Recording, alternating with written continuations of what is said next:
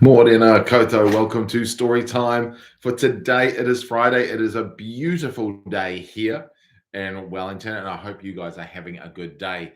Today, we are going to be reading Piggity-Wiggity Jiggity Jig, Goes to Dad's Cafe, and we may even finish James and the Giant Peach today. We'll see how we go. But first up, Piggity-Wiggity Jiggity Jig. Piggity-Wiggity Jiggity Jig was a smart sort of name for a small sort of pig. He sat on his stool eating breakfast one day, observing his siblings in deep disarray. Though Emma, the eldest, had everything ready, Belinda was still feeding toast to her teddy. Billy was reading a book on his plate, eating porridge between chapters 7 and 8. The others in various stages of dress were mooching around in a messity mess. But Mum was a marvel in keeping her cool, and by 8:25 they were sent off to school.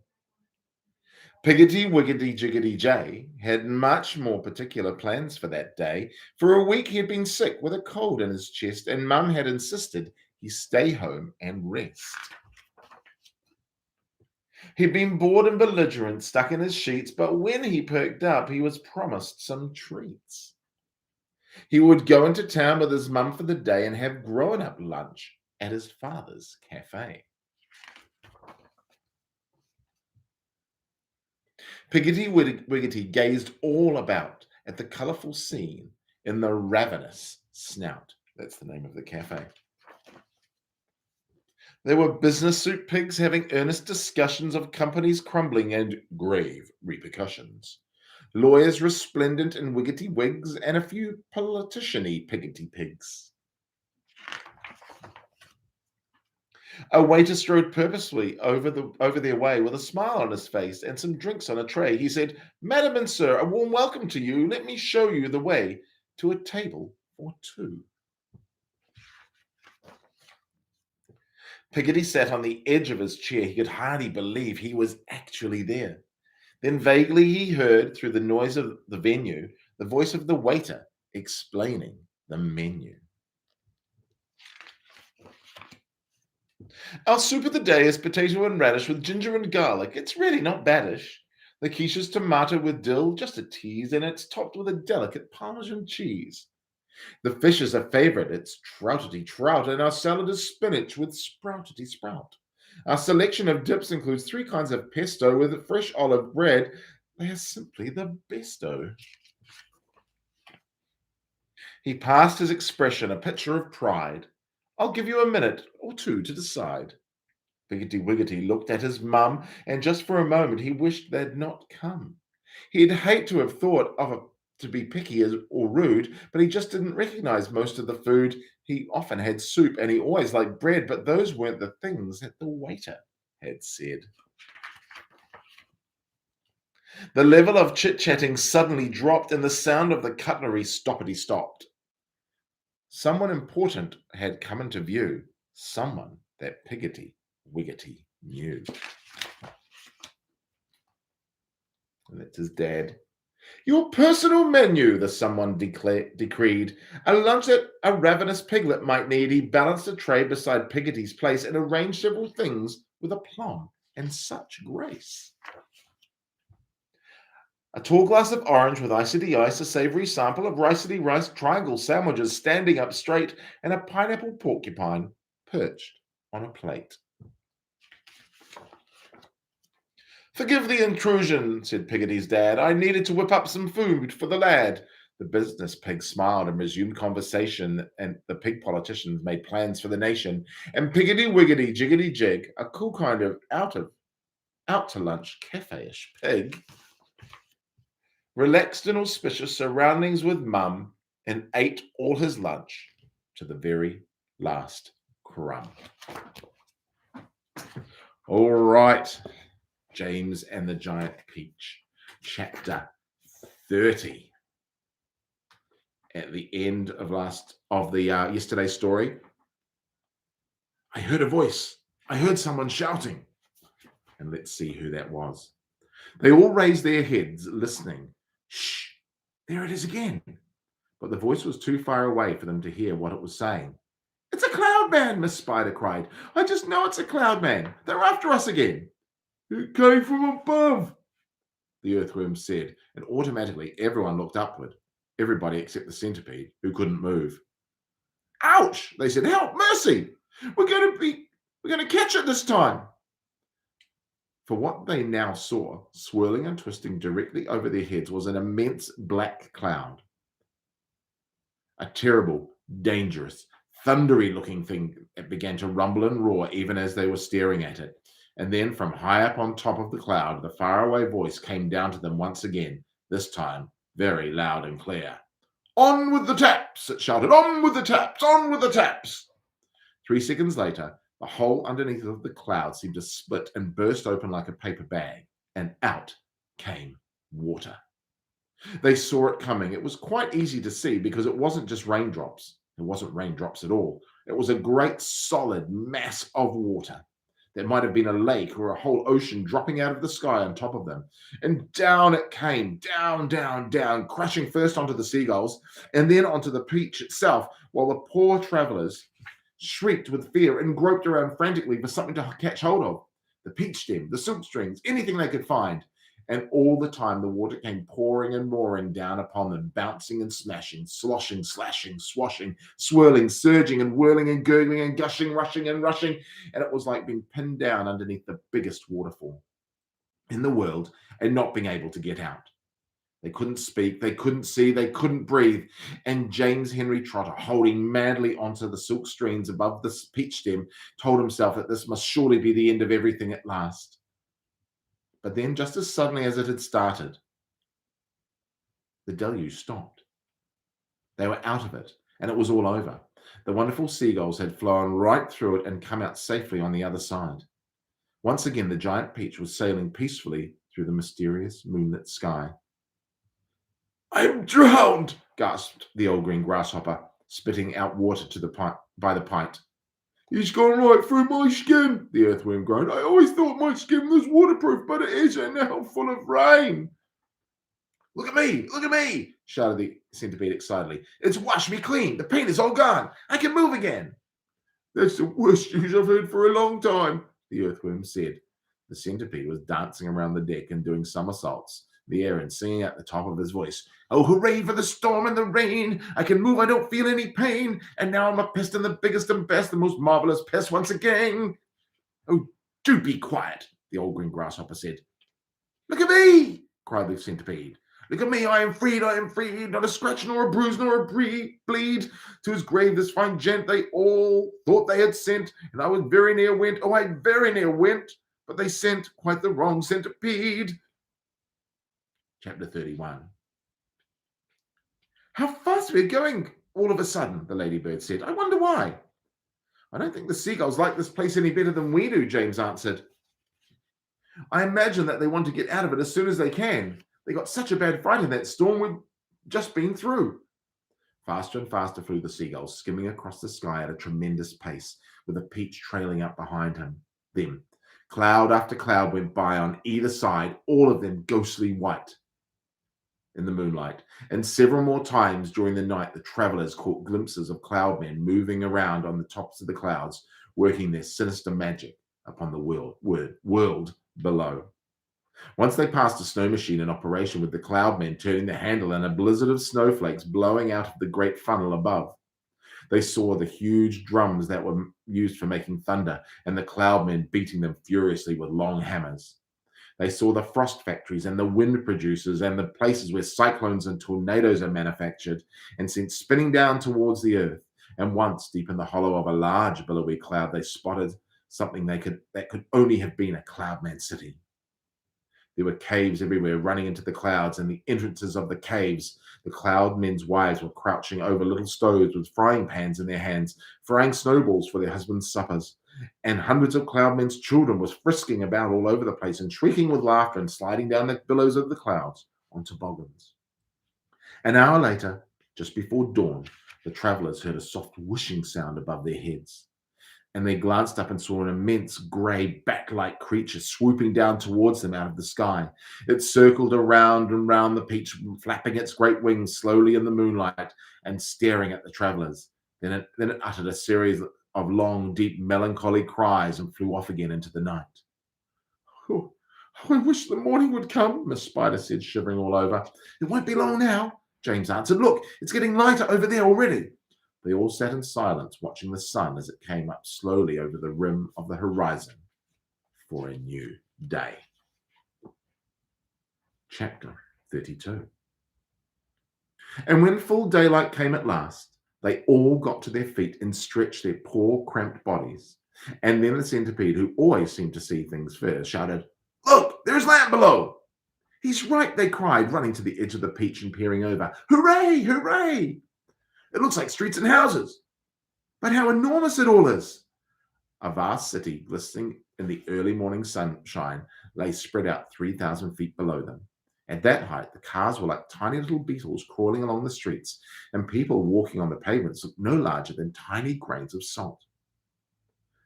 "But what tremendous tall buildings!" exclaimed the ladybird. "I've never seen anything like them before in England. Which town do you think it is?" "This couldn't possibly be England," said the Old Green Grasshopper. "Then where is it?" asked Miss Spider. "You know what those buildings are?" shouted James, jumping up and down with excitement. "Those are skyscrapers, so this must be America. And that, my friends, means we have crossed the Atlantic Ocean overnight." "You don't mean it," they cried. "It's not possible. It's incredible. It's unbelievable."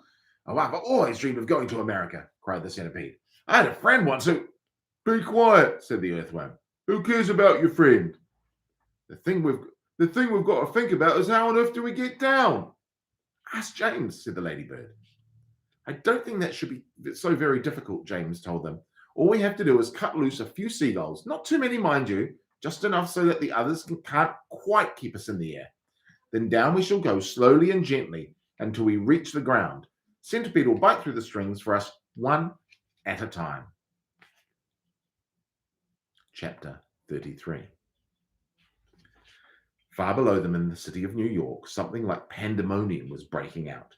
A great round ball as big as a house had been sighted hovering high up in the city, on the sky, over the very center of Manhattan, and the cry had gone up that there was an enormous bomb sent over by another country to blow the whole city to smithereens. Air raid sirens were wailing in every section. All radio and television programs were interrupted with announcements that the population excuse me, must go down into their cellars immediately.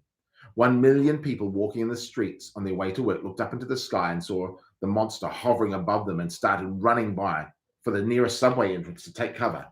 Generals grabbed hold of the telephones and shouted orders to everyone they could think of. The mayor of New York called up the president of the United States down in Washington, D.C. to ask him for help, and the president, who at that moment was having breakfast in his pajamas, quickly pushed away his half-finished plate of sugar crisps and started pressing buttons right and left to summon his admirals and his generals. And all the way across the vast stretch of America, and all of the 50 states from Alaska to Florida, from Pennsylvania to Hawaii, the alarm was sounded and the word went out that the biggest bomb in the history of the world was hovering over New York City. And this, at any moment, might go off. Chapter 34. Why don't we just finish? We'll go slightly longer today and we will finish this story. "Come on, centipede, bite through the first string," James ordered. The centipede took one of the silk strings between his teeth and bit through it. And once again, but not with an angry cloudman dangling from the end of the string this time, a single seagull came away from the rest of the flock and went flying off on its own. "Bite another," James ordered. The centipede bit through another string. "Why aren't we sinking?" "We are sinking." "No, we're not. Don't forget the peach is a lot lighter now than when we started out," James told them. "It's lost an awful lot of juice from all those hailstones. Cut away 2 more seagulls, centipede." "Ah, that's better. Here we go. Now we really are sinking. This is perfect. Don't bite any more, centipede, and we'll sink too fast. Gently does it." Slowly, the great peach began losing height, and the buildings and streets down below began coming closer and closer. "Do you think we'll get all of our pictures in the papers when we get down?" the ladybird asked. "My goodness, I've forgotten to polish my boots." the centipede said. Everyone must help me to polish my boots before we arrive. Oh, for heaven's sake, said the earthworm. Can't you ever stop thinking about... But he never got to finish his sentence. For suddenly, whoosh! And they looked up and saw a 4-engine plane come shooting out of the nearby cloud, and go whizzing past them not more than 20 feet above their heads. This was actually a regular early morning plane coming into New York City from Chicago. And as it went by, it sliced through every single one of the silken strings, and immediately the seagulls broke away. And the enormous peach, having nothing to hold it up in the air any longer, went tumbling down towards the earth like a lump of lead. Help! Cried the centipede. Save us! Cried Miss Spider. We're lost! Cried the ladybird. This is the end! Cried the green grasshopper. James! Cried the earthworm. Do something, James! Quickly do something! I can't! Cried James. I'm sorry. Goodbye. Shut your eyes, everybody. It won't be long now. Oh boy. What is going to happen next? Maybe I should finish here and we'll read on Monday. Let's finish the story. I want to know what happens next as well. Chapter 35. Round and upside down went the peach as it plummeted towards the earth, and they were all clinging desperately to the stem to save themselves. Down, faster and faster it fell, down and down and down, racing closer to the houses and streets below, where it would surely smash into a million pieces when it hit.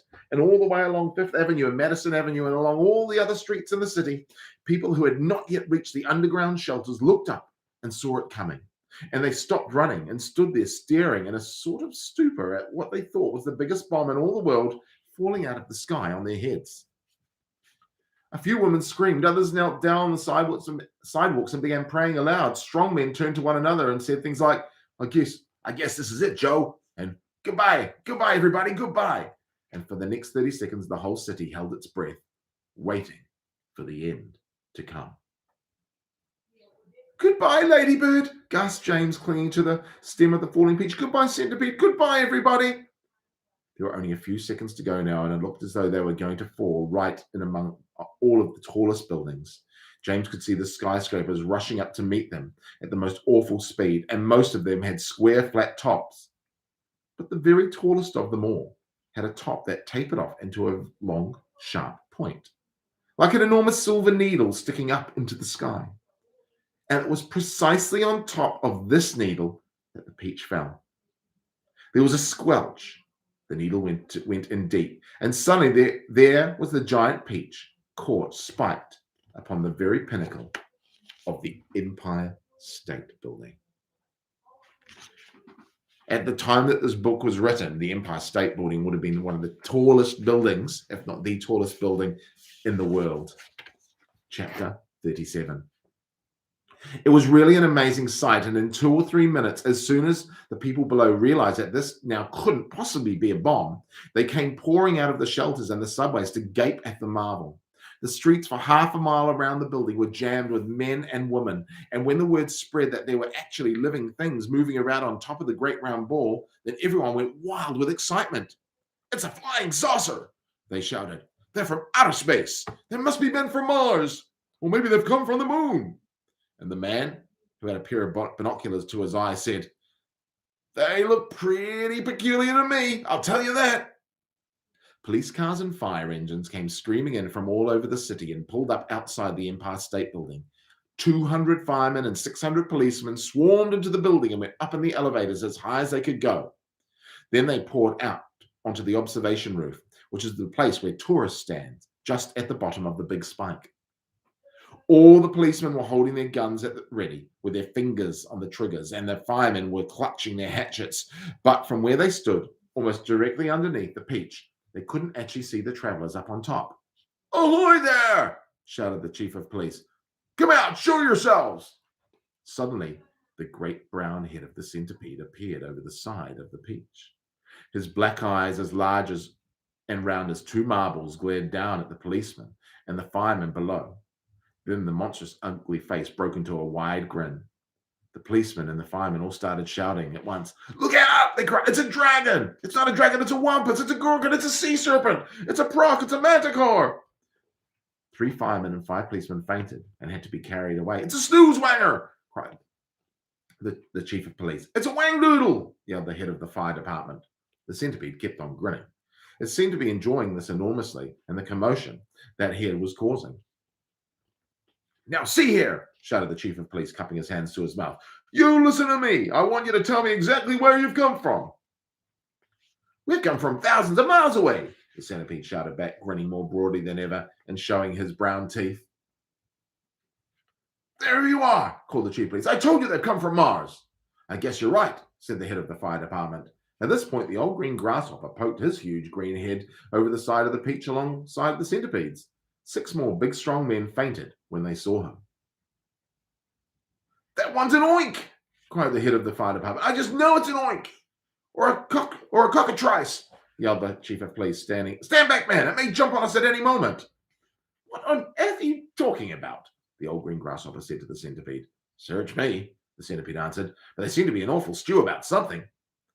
Then Miss Spider's large, black, murderous-looking head, which to a stranger was probably the most terrifying of all, appeared next to the grasshoppers. Snakes and ladders, yelled the chief of the fire department. We finished out. It's a giant scorpula. It's worse than that, cried the chief. It's a venomous snid. Oh, look at the vermacious, gruesome face. It's the kind that eats fully grown men for breakfast, the head of the fire department asked, going white as a sheet. I'm afraid it is, the chief of police answered. Oh, please, why don't someone help us get down from here? Miss Spider called out. It's making me giddy. This could be a trick, said the head of the fire department. Don't make a move until I say. You've probably got space guns, muttered the chief of police. But we've got to do something, the head of the fire department announced grimly. About 5 million people are standing down the streets watching us. Why don't you put up a ladder? The chief of police asked him. I'll stand at the bottom and hold it steady while you go up and see what's happening. Thanks very much, snapped the head of the fire department. Soon there were no less than 7 large, fantastic faces peering down over the side of the peach. The centipedes, the old green grasshoppers, Miss Spiders, the earthworms, the ladybirds, the silkworms, and the glowworms. And a sort of panic was beginning to break out amongst the firemen and policemen on the rooftop. Then all at once the panic stopped, and a great gasp of astonishment went up all around. For now a small boy was seen to be standing up there beside the other creatures, as his hair was blowing in the wind, and he was laughing and waving and calling, Hello, everybody, hello! For a few moments, the men below just stood and stared and gaped. They simply couldn't believe their eyes. Bless my soul, cried the head of the fire department, going red in the face. It really is a little boy, isn't it? Don't be frightened of us, please, James called out. We're so glad that we're here. What about those others beside you? Shouted the chief of police. Aren't they dangerous? Of course they're not dangerous, James answered. They're the nicest creatures in the world. Allow me to introduce them to you one by one, and then I'm sure you will believe me. My friends, this is the centipede. Let me make it known. He is so sweet and gentle that although he's overgrown, the Queen of Spain again and again has summoned him by phone to babysit and sing and knit, to be a chaperone when nurse is off and all the royal children are alone. Small wonder, said a fireman, they're no longer on the throne. The earthworm, on the other hand, said James, beginning to expand, is great for digging up the land and making old soils newer. Moreover, you should understand he would be absolutely grand for digging subway tunnels and making you a sewer. The earthworm blushed and beamed with pride. Miss Spider clapped and cheered and cried, could any words be truer? And the grasshopper, ladies and gents, is a boon in millions of ways. You have only to ask him to give you a tune, and he plays, and he plays, and he plays. As a toy for your children, he's perfectly sweet. There's nothing so good in the shops. You've only got to tickle the soles of his feet, and he hops, and he hops, and he hops. He can't be very fierce, exclaimed the head of the cops. And now, without excuse, I'd like to introduce the charming glowworm, lover of simplicity. She is easy to install on your ceiling or your wall, and although this smacks a little bit of eccentricity, it's really rather clever. You will never have the slightest need for use of electricity. And which no less than 52 policemen said, if this is true, that creature will get some fabulous publicity. And here we have Miss Spider with a mile of thread inside her, who has never personally requested me to say that she's never met Miss Muffet on a charming little tuffet. If she had, she'd not have frightened her away. Should her looks sometimes alarm you, then I don't think it would harm you to repeat at least 100 times a day, I must never kill a spider. I must only help and guide her and invite her in the nursery to play. The police all nodded slightly, and the policeman smiled politely, and about a dozen people cried, "Hooray!" "And here's my darling ladybird, so beautiful, so kind, my greatest comfort since this trip began. She has 400 children, and she's left them all behind, and they're coming on the next peach if they can." The cops cried, "She's entrancing." All the firemen started dancing, and the crowds all started cheering to a man. "And now the silkworm," James went on, "whose silk will bear comparison with all the greatest silks there are in Rome and Philadelphia. If you would search the whole world through, from Paraguay to Timbuktu, I don't think you would find one bit of a silk that could compare with it. Even the shops in Singapore don't have this stuff. And what is more, the silkworm had, I'll have you know, the honor not so long ago to spin and weave and so impress the Queen of England's wedding dress. And she's already made and sent the waistcoat for your president. Well, good for her," the cops cried out, and all at once a mighty shout went up around the Empire State. Let's get them down at once. Why wait?" Chapter 38. 5 minutes later, they were down, all safely down, and James was excitedly telling his story to a group of flabbergasted officials. And suddenly everyone who'd come over on the peach was a hero. They were all escorted to the steps of City Hall, where the mayor of New York made a speech of welcome. And while he was doing this, 100 steeplejacks armed with ropes and ladders and pulleys swarmed up to the top of the Empire State Building and lifted the giant peach off the spike and lowered it to the ground. Then the mayor shouted, "We must have a ticker tape parade for our wonderful visitors." And so a procession was formed, and in the leading car, which was an enormous open limousine, sat James and all his friends. Next came the giant peach itself. Men with cranes and hooks had quickly hoisted it onto a very large truck, where it now sat, and looking just as huge and proud and brave as ever. There was, of course, a bit of a hole in the bottom of it where the spike of the Empire State Building had gone in, but who cared about it, or indeed about the peach juice that was dripping out of it onto the street? Behind the peach, skidding about all over the place in the peach juice, came the mayor's limousine, and behind the mayor's limousine came about 20 other limousines carrying all the important people of the city.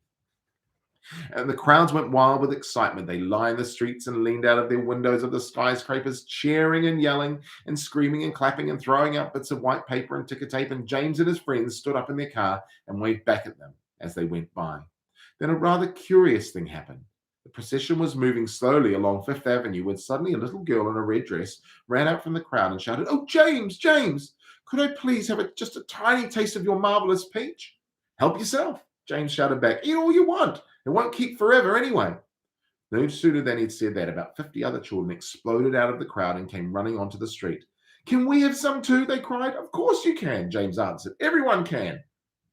The children ran up onto the truck and swarmed like ants over the giant peach, eating and eating to their heart's content. And as the news of what was happening spread quickly from the streets to the street, more and more boys and girls came running from all directions to join the feast. Soon there was a trail of children a mile long chasing after the peach as it proceeded up Fifth Avenue. Really, it was a fantastic sight. To some of the people, it looked like the Pied Piper of Hamelin had suddenly descended upon New York. And to James, who had never dreamed that there could be so many children as this in the world, it was the most marvelous thing that had ever happened. And by the time the procession was over, the whole gigantic fruit had been completely eaten, and only the big brown stone in the middle, licked clean and shiny by 10,000 eager little tongues, was left standing on the truck. Chapter 39. And thus the journey ended, but the travelers lived on. Every one of them became rich and successful in the new country. The Centipede was made vice president in charge of sales of a high-class firm of boot and shoe manufacturers. The earthworm, with his lovely pink skin, was employed by a company that made women's face creams to speak commercials on television. The silkworm and Miss Spider, after they had both been taught to make nylon thread instead of silk, set up a factory together and made ropes for tightrope walkers. The glowworm became the light inside the torch on the Statue of Liberty, and thus saved a grateful city from having to pay a huge electricity bill every year. The Old Green Grasshopper became a member of the New York Symphony Orchestra, where his playing was greatly admired. The ladybird, who had been haunted all her life by the fear that her house was on fire and her children all gone, married the head of the fire department and lived happily ever after. And as for the giant peach stone, it was set up permanently in a place of honor in Central Park and became a famous monument. But it wasn't only a famous monument. was also a famous house. And inside that famous house, there lived a famous person, James Henry Trotter himself. And all you had to do any day of the week was to go and knock upon the door, and the door would always be open to you. And you would always be asked to come inside and see the famous room where James had first met his friends. And sometimes, if you were very lucky, you would find the Old Green Grasshopper in there as well, resting peacefully in a chair before the fire. Or perhaps it would be the Ladybird, who dropped in for a cup of tea and a gossip, or the Centipede to show off a new batch of particularly elegant boots he had just acquired. Every day of the week, hundreds and hundreds of children from far and near came pouring into the city to see the marvelous peach stone in the park. And James Henry Trotter, who once, if you remember, had been the saddest and loneliest boy in the world that you could find, now had all the friends and playmates in the world. And because so many of them were always begging him to tell and tell again the story of his adventures on the peach, he thought it would be nice if one day he sat down and wrote it as a book. And so he did. And that is what you have just finished reading. Yay, we got there at the end of James and the Giant Peach. We'll see what's happening next week. We will still have story time next week, and I'll make a decision about what story we're going to be reading as well. Hey, great that you joined us today. Have an awesome weekend. Enjoy your day, and we'll catch up with you on Monday. Ka kite anō.